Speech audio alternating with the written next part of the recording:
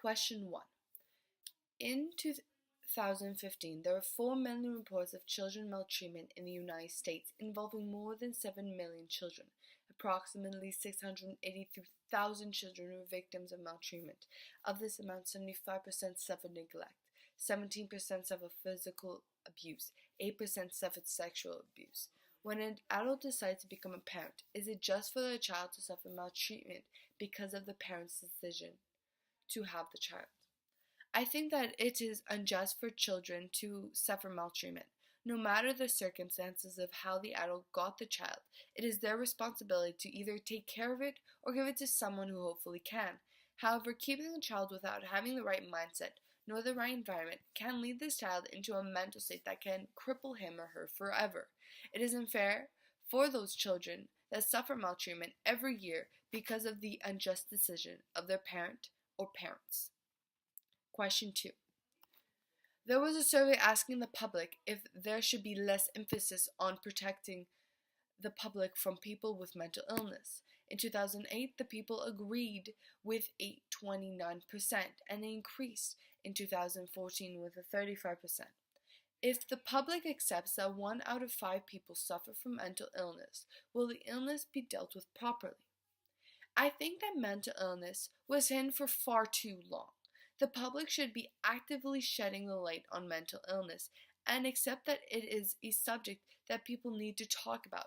It's wonderful that people are now starting to accept and notice mental illness. I feel as the ignorance goes away from the public, more and more people are willing to share their story and help others to not be ashamed of their mental state and be brave enough to go and seek help from a professional, leading society to become more of an accepting, safe place. Question 3. In 2003, revelations about the use of performance-enhancing drugs in football, baseball, and track and field.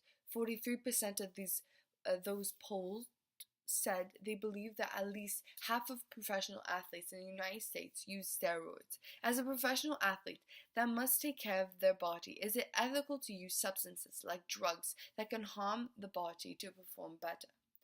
I think that it is unethical that some professional athletes would take drugs instead of taking better care of themselves.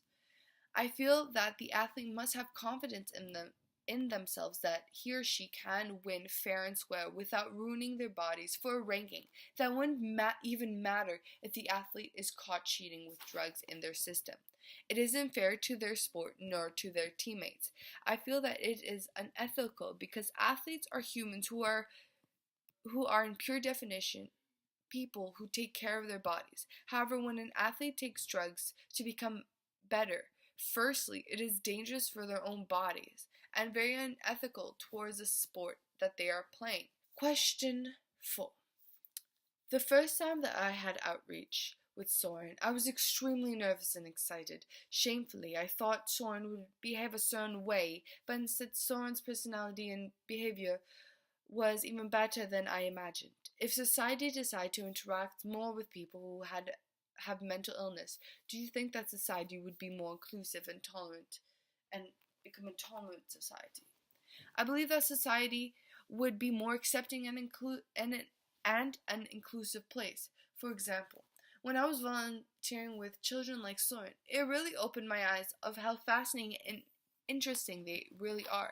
I feel that if communities start getting involved with making an awareness to mental illness, the harsh judgment will decrease and the acceptance will increase. Question 5. When I volunteered at PCP, I had seen so many kids that have different ethnicities helping each other to finish their homework. Should there be more tutoring programs that welcome every child? Should children be surrounded by different ethnicities and be put in a situation when the child must help others? I believe that there should be more tutoring programs that welcome every child to have the ability to learn from or by others in a regulated and safe environment. I think that if children learn from a young age that it is rewarding to spread knowledge to their peers, that as they grow older, the children will not be shy to share their thoughts and welcome new ideas from others, thus making communities grow and flourish. I feel that children should be exposed to other children with different ethnicities because it allows future generations to become more accepting and comfortable due to the fact that the kids have been exposed to differences at a very young age. Question 6. What I learned from outreach and what will you take with you during your experience?